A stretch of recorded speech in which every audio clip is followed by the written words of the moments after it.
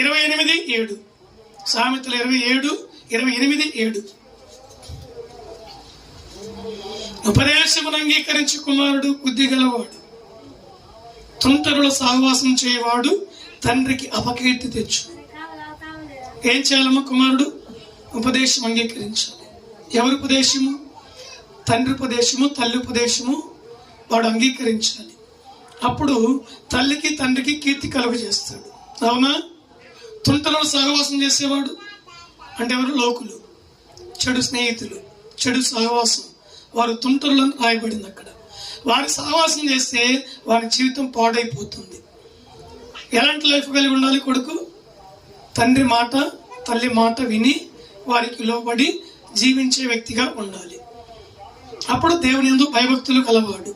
వాని వలన తల్లి తండ్రి సంతోషిస్తారు, తల్లి తండ్రి గౌరవాన్ని పొందుకుంటారు, తల్లి తండ్రికి మెప్పు కలుగుతుంది వాని బట్టి. ఆమేన్. హల్లెలూయా.